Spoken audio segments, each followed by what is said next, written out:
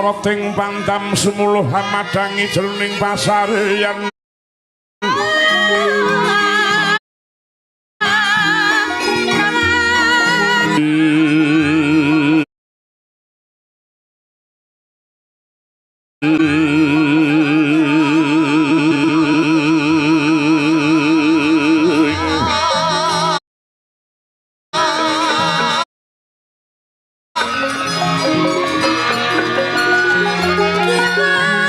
Romo kalingan nangrangane sang Dyah manah hengkung sumungkem guling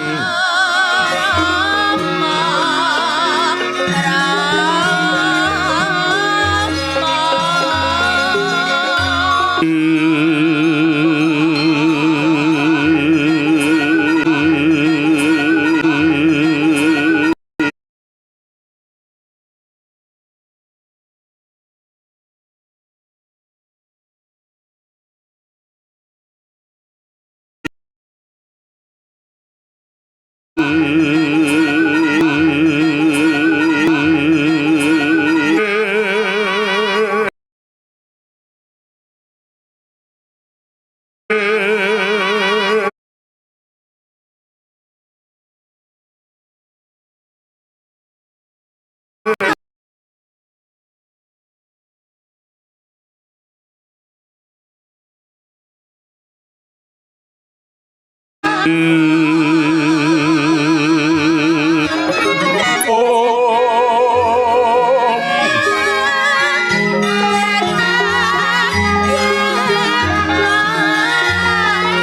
tadah runtik perat tentik berat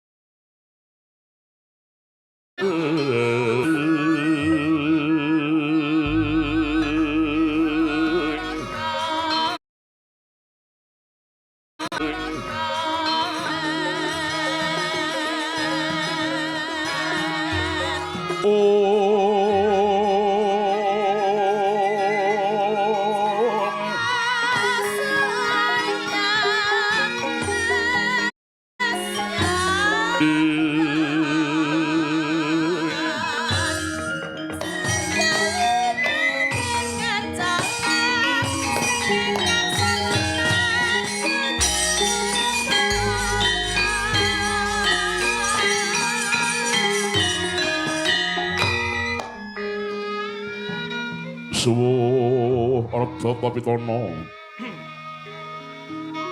aninggih nagari pundhita punika ingkang kaekwadi Panca Silarja eka sawiji adi linumih Panca Silarja dasaring praja limang perkara ingkang wis kacetha mahanalita taraljaning bangsa nadyan kathah titeng duwing kang sinungga ing pertiwi kasonganing ngakasa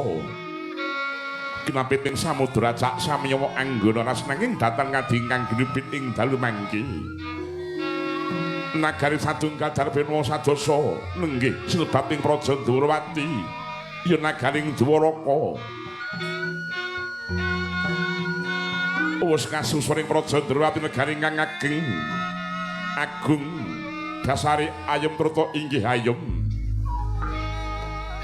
winastan nagari ingkang ageng awit nadyan dhateng jembar tebani nanging gedhe wulu pametuni pinter para kawulani trutol pintu penguripani negari dumadi saking daratan tuwin samudra mila sugih supitan sungatan kang sarta pelabuhan dagang layar tan ana pedote candak kulak datan kuci olah betebe sang sayang dalan among tan nyatul mungkul nyang klaten temah bumi cengkar dadya subur lemah grasak dadya makmur paripala wija karang kitri Tuhan biyut uwi nganti kaya manglung-manglung wit-witani sinebat negari ingkang agung lajur tancepe jejeg adege padhang jagat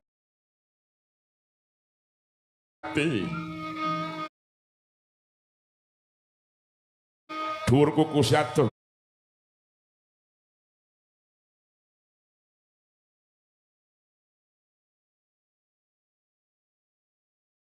kunadoh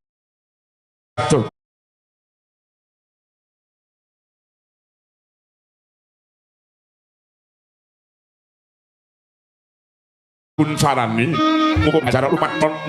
mung lamun ring bangsa Dewaki utus ring prom demonco nagari nastagri hingang ayem indeng praja ingkang samyoga rukun gotroyong sempet bangun praja sarta dateng ninggal kemajiban taku paraga yang pribadi lan kemajiban taku paraga yang pribadi lan pantaku paraga yang pribadi lan padon gedhe cilik nom racak padha waras waras awake tekun padai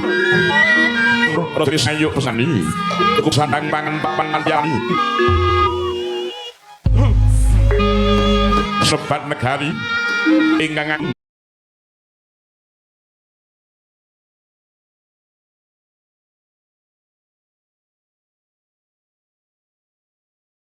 ingkang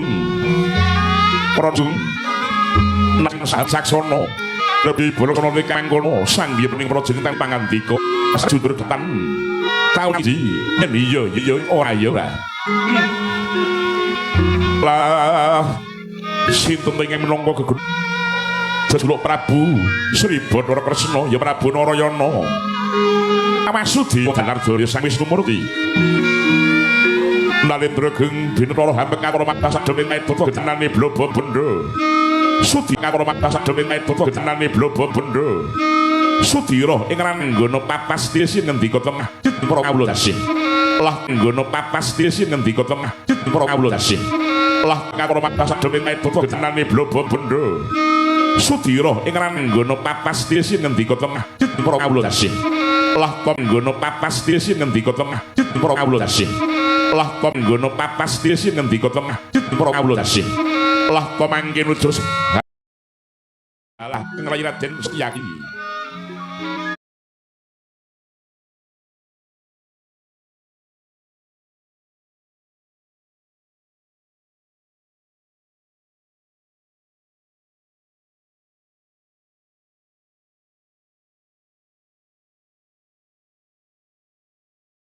no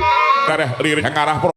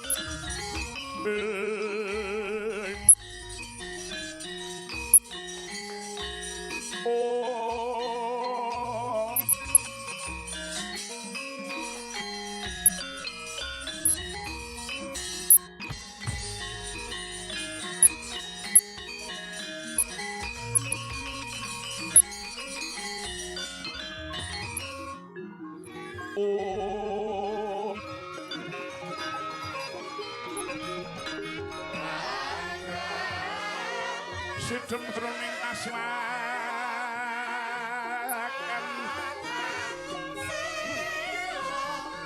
wadya kentang Prabowo akan wadya kentang Prabowo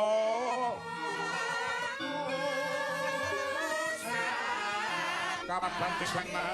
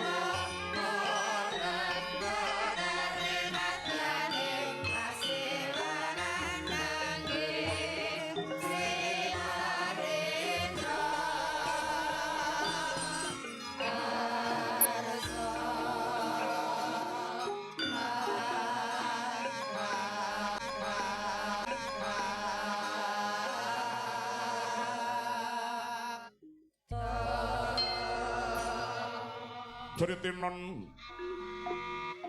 Pasiwakan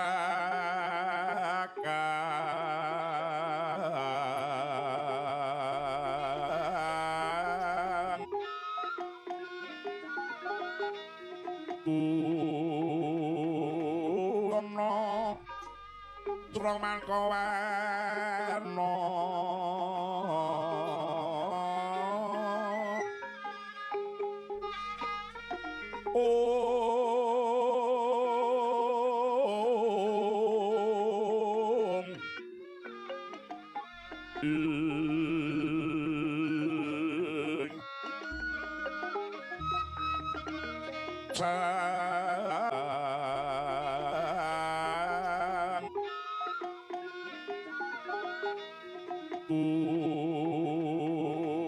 ono Surang Mangkowarno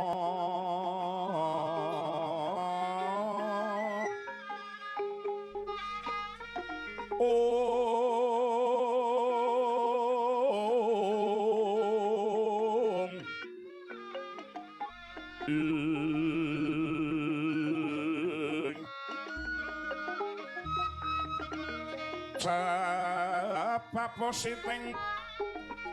Udyono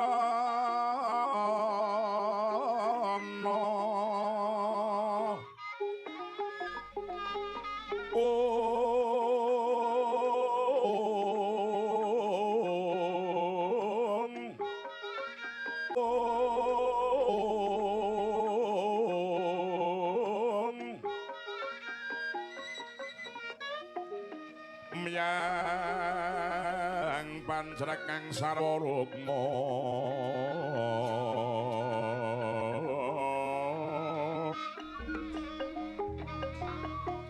Ranggeng maneh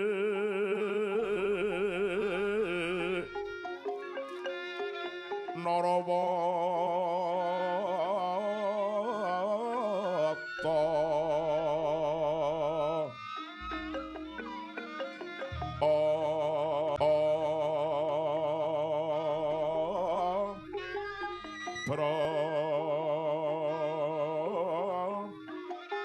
Prabanyo sumira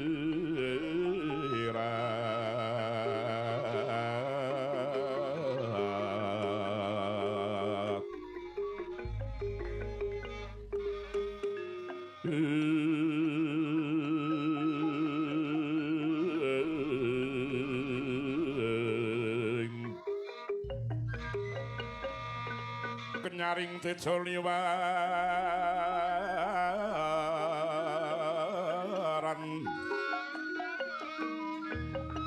ler kilat sisiring tatit mimbu gegondom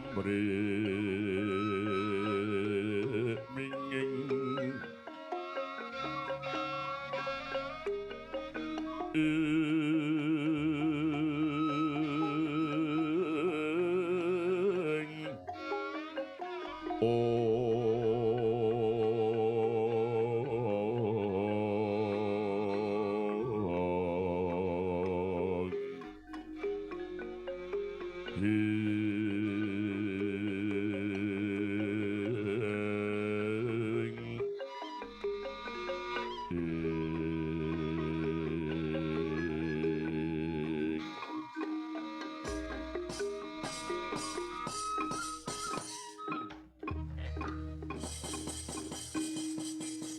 Myang Raka Sri Baladewa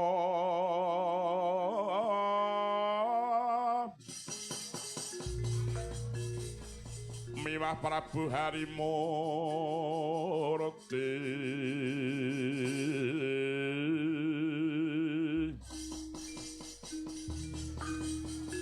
kalangkung ing tresnanira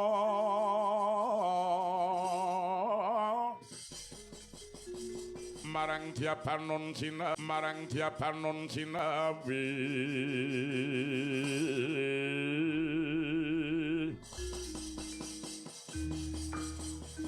kadang estri mung satunggal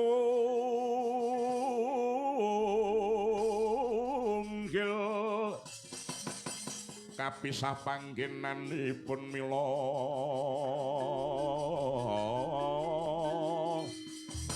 pansahan duta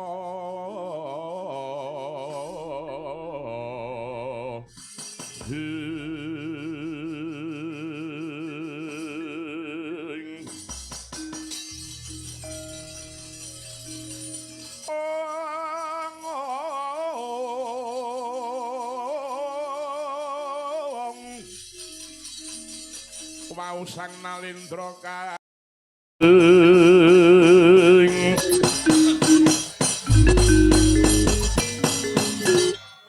yo pas niku pah obos iya ibu marap Baladewa dereng sapu kuning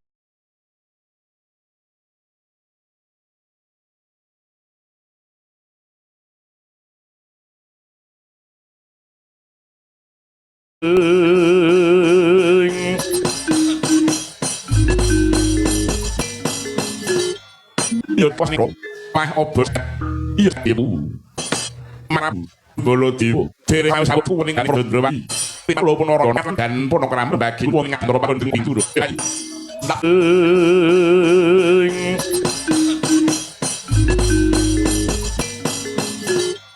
yo pas niku pah obos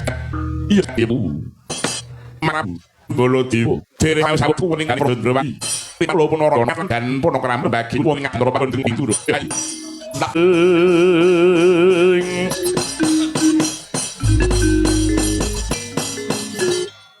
yo pas niku pah obos iya ibu marap Baladewa dereng sapu kuning Pandhawa pinalu punara dan punakram bagi wong ing antara pandheng ing duruk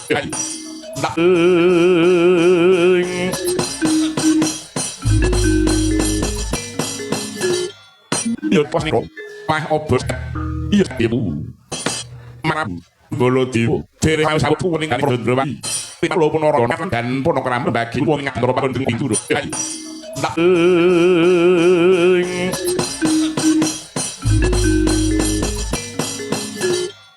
yo pas niko mah obos iya ibu marap bolo diwo dere haus aku kuning kan Drowadi pilo punoro dan punokram bagi wong ngatoro pakon ing turu tak pindhone Patih Prabowo kejaba Patih Praguta Prabowo ki mau dadi kantining laku Praguta Prabowo ki mau minangka dadi pekanthi ing Yayi Puspadenta titiyanipun Kakang kejaba dadi pekanthi ing Yayi Puspadenta Praguta Prabowo ki mau wong sing dipercaya dening Mbak Yumi Wirawati supaya ngawat-awati marang pun Kakang tembunge saiki dadi mata-mata yen to tindak pun ning endi wae ora nganti Praguta Prabowo ki mau ulate Mbak Yumi wis telu demit kae dikira pun Kakang ki mau ngemuni marang salah sawijining wanita oh alah to di kaya cekek demit to urung tahu kok ana lakon Baladewa selingkuh ki kapan mergo aku ki mau ratu ning para ratu kang minangka dadi ratu kang suci iki ya pun Kakang iki mau ora tau kengguh marang kleceming para wanita pun Kakang mau madhep mantep ya garwa marang Mbak Yumi Wirawati iki mau kabeh sarenduning badan pun Kakang diambu dening Mbak Yumi Wirawati mula Praguta ki mumbuh jejak omboh kumplita mesti melu Praguta Prabowo ki mau petingane iki maneka warna Praguta ki senengane ngendang angger ngendang kira-kira iramane rada ilang ngono gedhek-gedhek ngene iki kuwi watake Praguta paling piye meneh senengane ya mung kuwi kok liyane kuwi wis wegah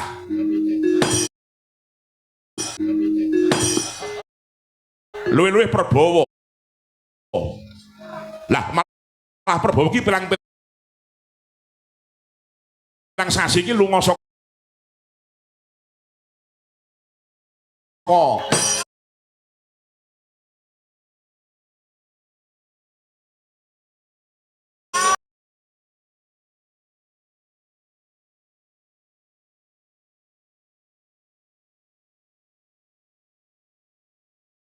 njaba Prabowo lawan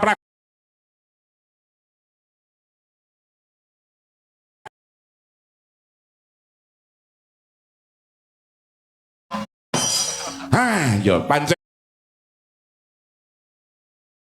ini Praguta ki mau pancene wong sasi iki yo ngingu pitik ning mati kabeh sasate nuninggi pramila kok Prabu monggo paring tumuli paling dawuh menapa wigatosipun dening Paduka rawuh wonten ing madyaning Praja Indrawati ngrika langgan mangke hanjrah ingkang puspita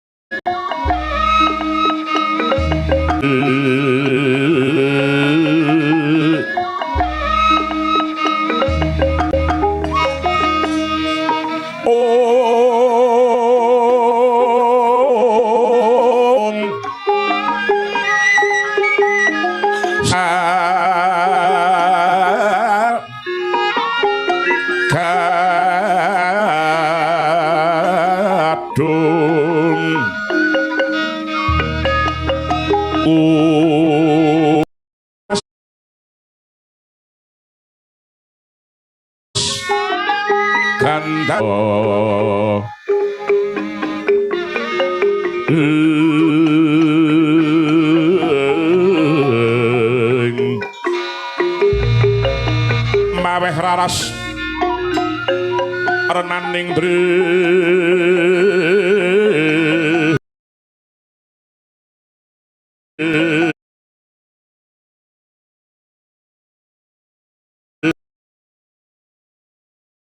oh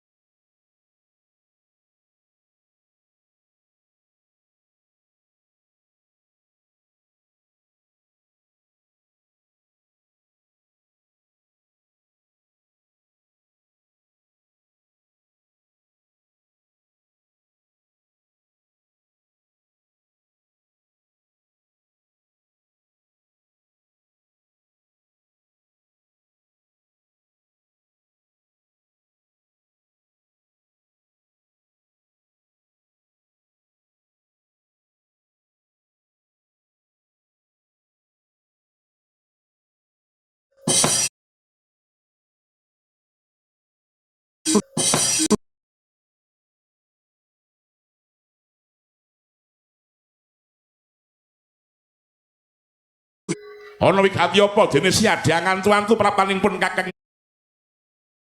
Mandura Yayi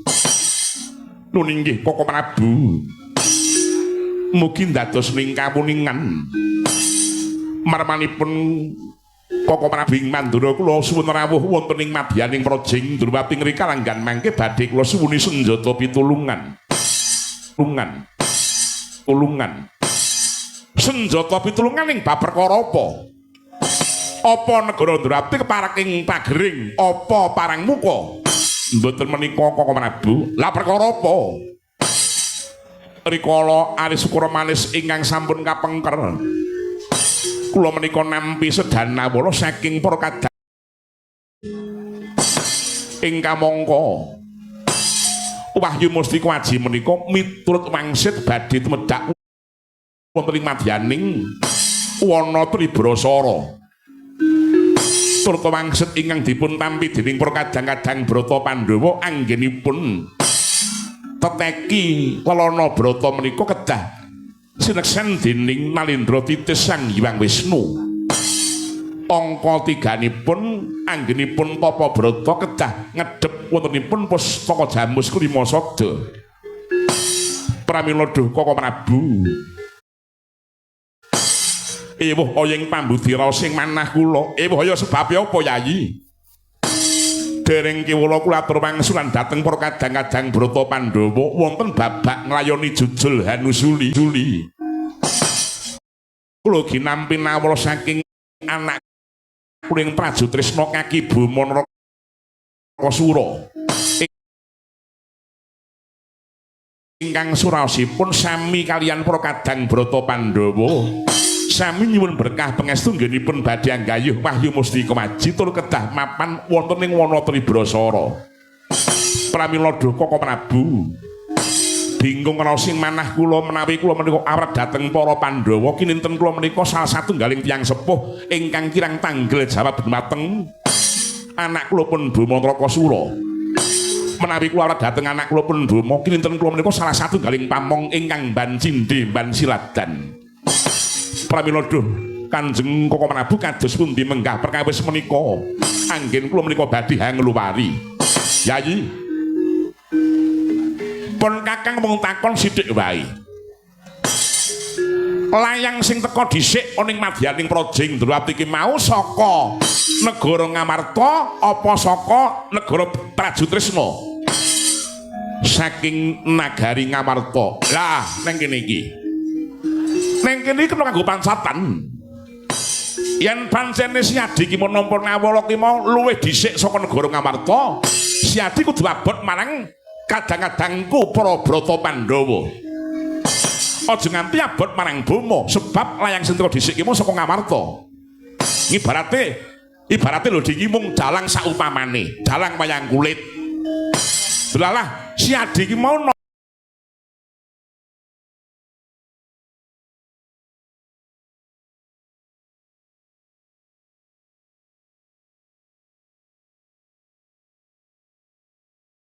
Sane kepengin nanggap si Adi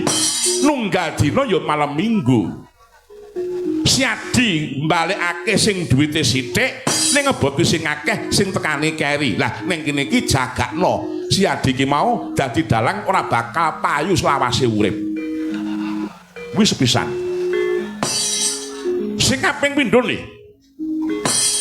Para kadang brata pendhok lawan si Adi iki berarti kreta jaran sak kusire. Kreta jarane iki mau para Pandhawa kusire si Adi nek nganti ana bobol barating kreta. Nek nganti ana luwih jaran si Adi melu tanggung jawab mergo si Adi dadi kusir. Yen si Adi ora gelem tanggung jawab perkara iki, tegese si Adi iki mau kusir sing gelem duwite ning moh rekasane. Gunane apa kowe dadi kusir? Turto. Sing kudu mbok pikir Yayi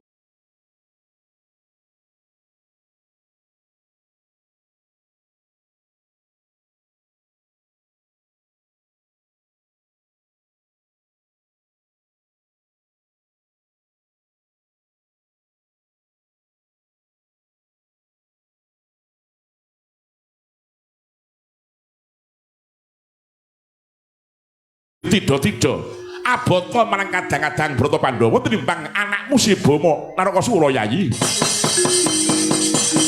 Kagya prisanggapi rangu brinang kula kinempet kempit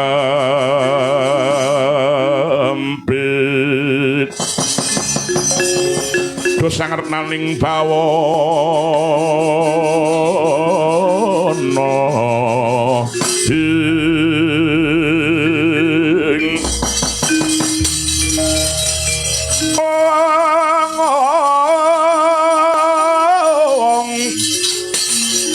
kitu kang malang ati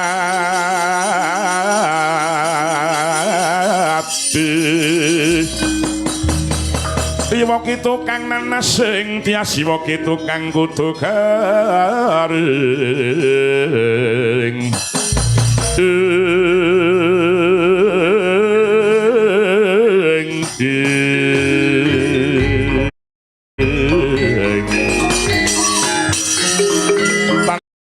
samar pamoring sukma sinukmaya winahya wingasepi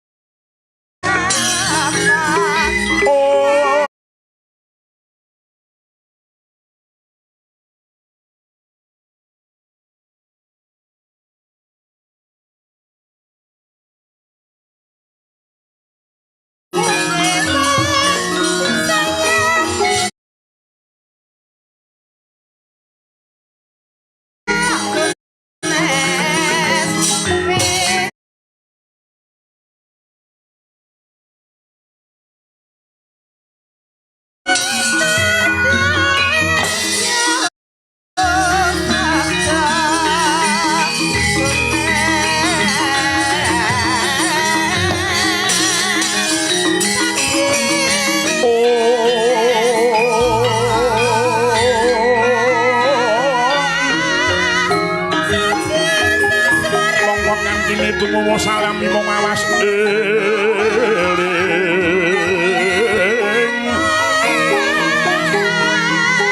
eling lukitaning alam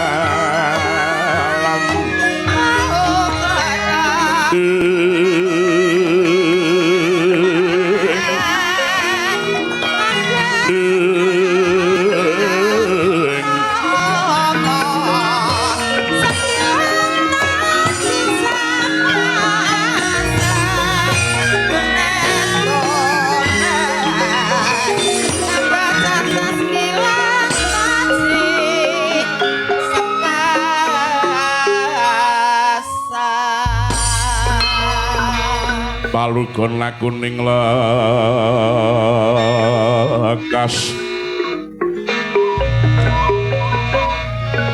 lukita linuding kidung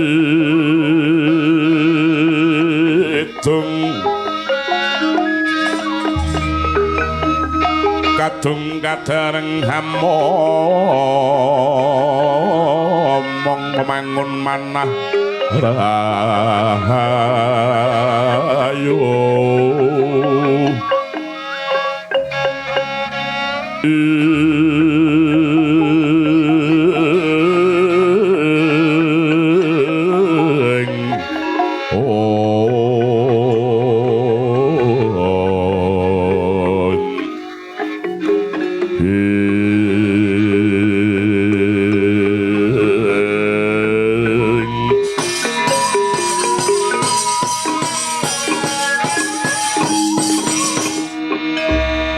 sapandurat ingsun datan tedya kilapan ingkang lagi prapok iki kaya putraku ing Traju Trisna Kaki Buma mengko tongger Kaki Buma winanting karharjan pratamu ya nggir Kaki Buma pinggih Rama Dewaji wilujeng lampah kula nrebaya nripikara sembah bekti kula mugi kunjuk Rama Dewaji iya ya nggir wis ingsun tampa nggir Kaki Stija walah dalah ora pangling anakku Kaki Stija ingkang prapta mengko tanggal Stija winantu ing karaharjan pratamu nggih Kaki Stija pangestunipun Wa Prabu Baladewa wilujeng lampah kula sembah bekti kula mugi katur wis ndak tampa nggih mengko tanggal Kaki Buma tumuli mabruk kang praja mungguh apa kang dadi sabab lan musababe dene jeneng sira prapta ing ngarsaning sun tanpa tinimbalan waleh-waleh menapa Rama Prabu sowan kula ngrika langgan mangke namung badhe nanjahaken kawontenan kemawon rikala semanten kula menika caos ngawala kunjuk kersanipun Paduka Rama Dewaji ingkang suraosipun Paduka Rama Dewaji kula suwun paling berkah pangestu nggih kula badhe nggayuh wujuding wahyu sinebut wahyu Mustika Waji ingkang mapanipun kedah wonten ing wana Tribrasara Rama monggo kula suwun panjenengan mesaken dhateng putra kula pun Bama kula menika atmaja panjenengan kula menika nggadahi projing Traju Trisna menika inggih yasan kula piyambak mboten nyuwun kaliyan Paduka Rama Dewaji kula menika krama nggih krama piyambak mboten nyuwun ragat kaliyan Paduka Rama Dewaji mila kepareng rika langgan mangke panjenengan kepareng ndombani dhateng putra kula pun Bama anggen kula menika badhe anggayuh wujuding wahyu kala wau nggih Bama ewuh oyeng pambudi penggalipun Ramadina iki karana kahanan ingkang ndak tempuh sepisan sadurunge jeneng sira kuwi mau ngaturake nawala pun remus nampa nawala saka para kadang-kadang Brata Pandhawa kang surasani ora beda kelawan jeneng sira padha-padha nyuwun diberkahi nggone padha nggayuh wahyu Mustika Waji yen to ngampi aku abot marang para Pandhawa iba kaya ngapa lok ing jagat yen to ngabot marang jeneng sira iba kaya ngapa mengko surak ing bawana kang mangkono nggir Kaki Buma jeneng sira kudune ngerti tinimbang aku abot siji lan sijine alwung aku meneng bae nuwun sewu Rama wonten tetembungan anak polah bapa kepradah menawi Paduka Rama Prabu ngrika langgan mangke awrat dhateng kula menika ingkang kula suwun karena kula menika atmaja panjenengan piyambak nanging para punden Pandhawa niku namung rayi kapernahipun dumateng Paduka Rama Dewaji pramila kedahipun panjenengan menika awrat kula tinimbang pepunden kula para Pandhawa Rama menawi Paduka menika awrat dhateng putra kula pun Bama menika ingkang kula pikajengaken nanging menawi Paduka menika awrat dhateng pepunden kula para Pandhawa kepeksa ing rika langgan mangke panjenengan badhe kula pisahaken pegataken kalian Kanjeng Ibu Dewi Pertiwi piye pilih abot anak apa abot adi pilih abot anak apa pilih pisahan karo bojone dipun penggalih Rama janipun kula mangertos bilih Paduka menika janjanipun menika awrat kalian kula nanging wonten ingkang ngubupi awit saking jawining pasiwakan kula wau sampun mireng pangandikanipun Priyagung luhur ingkang pangandikanipun aja nganti kuwi abot marang Bama ning abot marang para Pandhawa Bama selawase urip mung ngrepoti wong tuwa wae Bama ora tau ngabekti marang wong tuwane menika pangandikanipun Priyagung luhur kala wau ning kula mboten ngajeni dhateng sinten kemawon ora peduli iki mau pamanku, ora peduli iki mau kakangku, ora peduli iki mau wong tuaku, kang sarta wakku dhewe. Malang-malang bakal tak butung. Sapa sing bibis lawan Bama, aku ora bakal wedi. Ing kene margane wong ki mau bakal kewirangan. Bela salah.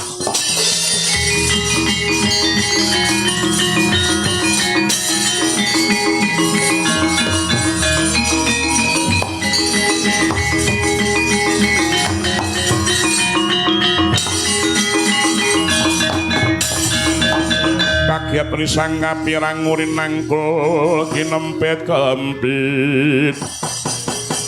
dosa ngarep naning bawa dosa ngarep naning bawa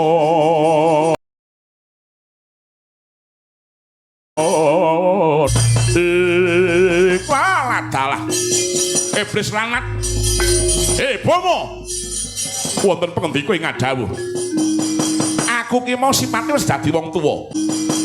aku ki mau sipate wis dadi wong tuwa aku ki mau sipate wis dadi wong tuwa mbok jawil mbok lirik bae pun wong ki mau wis krasa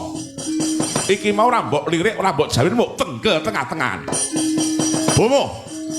Prabu Kresna supaya wektu dina iki abot marang para Pandhawa merga Pandhawa ki ling ngabekti iki mulai batin ning beda lawan kowe.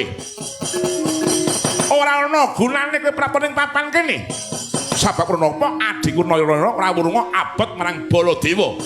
Manut lawan Baladewa. Nuwun sewu. Sakmenika panguwasa tunggal umasanipun Kanjeng Rama Dewaji. Sakmenika panjenengan awret kaliyan pepundhen Pandhawa menapa Boma. Iya, Yayi.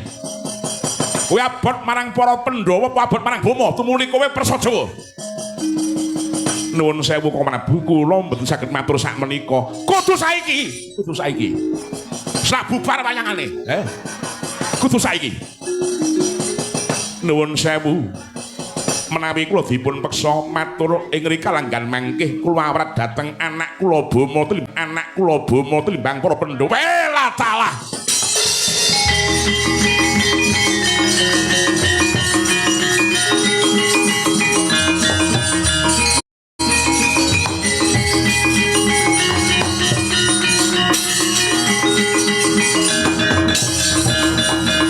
Permana manguswa menyang ngambreng kadi karonaning kaswasyaning maragoman malatgung risanggun tumasrat mojo leng lalu mangulati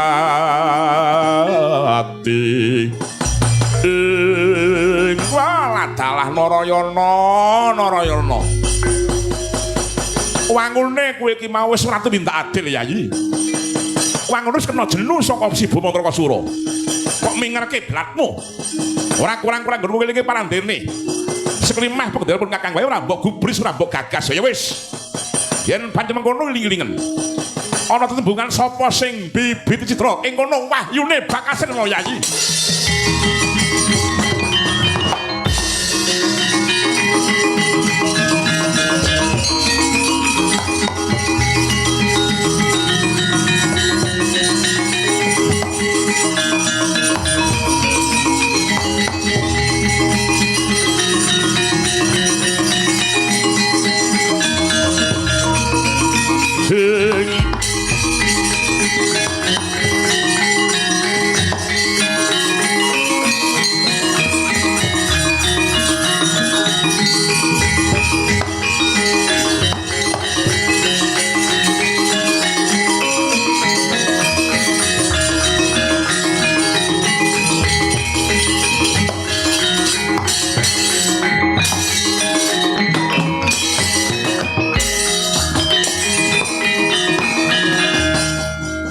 ana tulise Hyang Widyen wong sabar lan narima kinancara dawa umuri sugih kadang pawong mitra kinacek ing sasama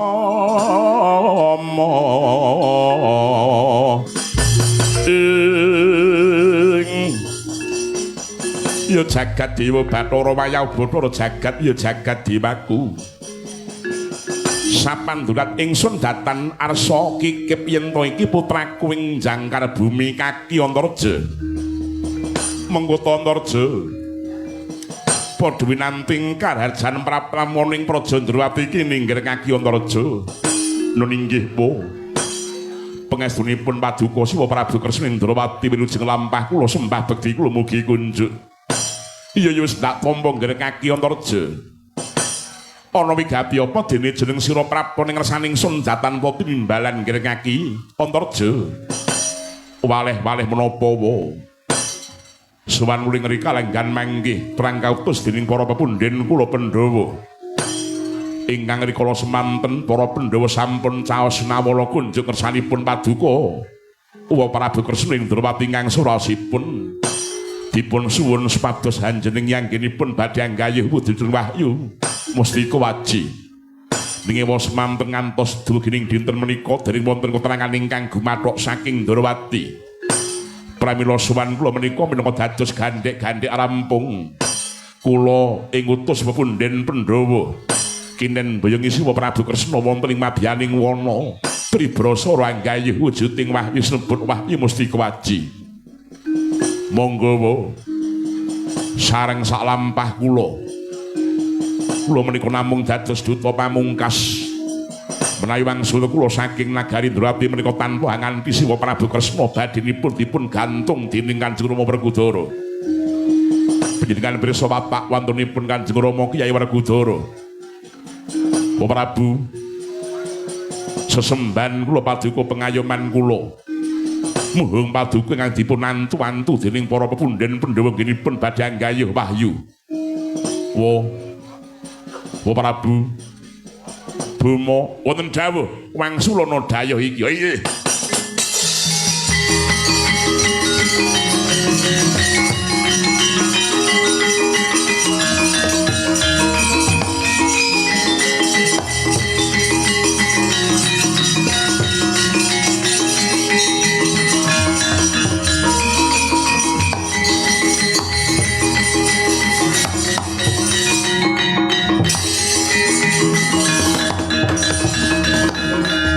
goncang kancing langit kelap-kelap katon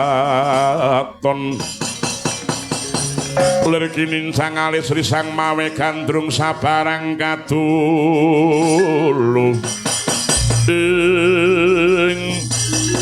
Antarja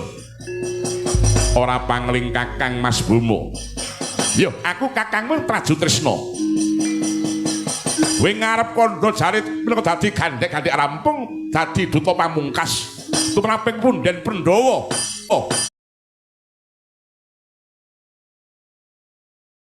boyonge marang Kanjeng Rama Diwaji ing madyaning wana Tribrasara ngono Kakang Bima iya lekna mripatmu bolongna gobokmu sing butuhake berkah Kanjeng Rama ora mung Pandhawa dhewe nanging Bima uga pengin nyuwun berkah pangestune Kanjeng Rama Diwaji sing arep gayuh wujuding wahyu ora ngomongake para Pandhawa dhewe nanging aku uga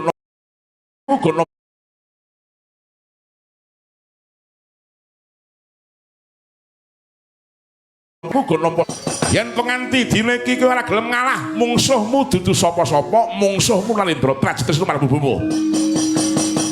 yen to kowe ora gelem mingket papan kene kepeksa pun Kakang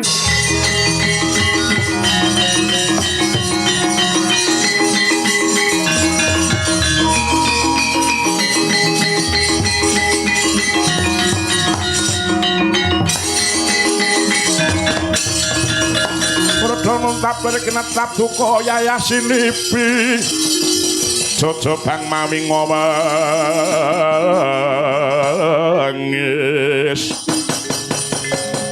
koro-koro kanang waja hidup nyomang cokro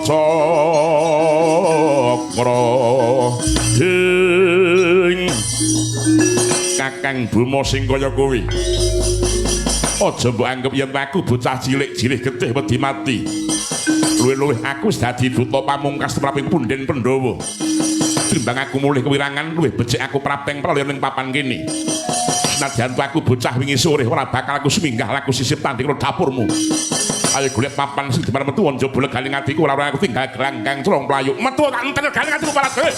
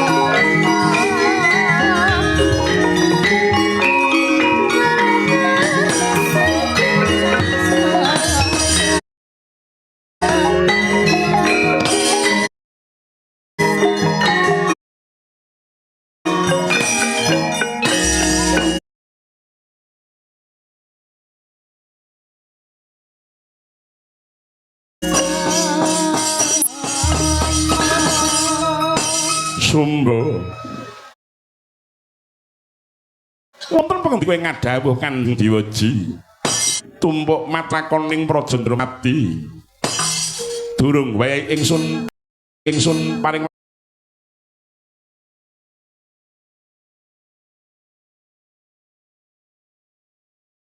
pangsulan pelawan para kadang Braka Pandhawa malah ana babak yoni judusune para kang prapta kaksun abot marang kadang si Bumasura mabokan kelawan nggonake gayuh kuwi mau Sumba nuwun sewu Kanjeng mboten nama kula menika babak wis mboten namung nuwun sewu kula namung saderma ngemutaken mesti kemawon rumaos tatu penggateng pengendika paduka Kanjeng Rama Diwaji Sumba ingsun ki mau sabda Brahmanaraja sabdaning Resi sabdaning pendhita sabdaning ratu tan kena wola-wali pindhawe Kresna tumepes sing delancang seta mengko malah ngurangi kamibawan nuwun sewu ingkang lepat menika panjenengan kedahipun panjenengan awat dhateng punden kula para kadang-kadang Pandhawa ngemuti bilih paduka dados kusiripun para kadang Brata Pandhawa kados pundi Koko Prabu Setyaki pun dawuh sing dadi ratu ning Ndrawati iki mau kowe apa aku nggih panjenengan sing duweni hak wenang tumrap negara Ndrawati iki mau kowe apa aku panjenengan kowe menengo wae sampun kandel kemawon paman nggih nggih Sumba wonten pengdi kowe ngadhawuh jeneng sira tak utus supaya ngawat-awati nggone padha Bandawalapati panjenengan ingsun bakal manjing jroning sanggar pamujan minta maning jagat jagat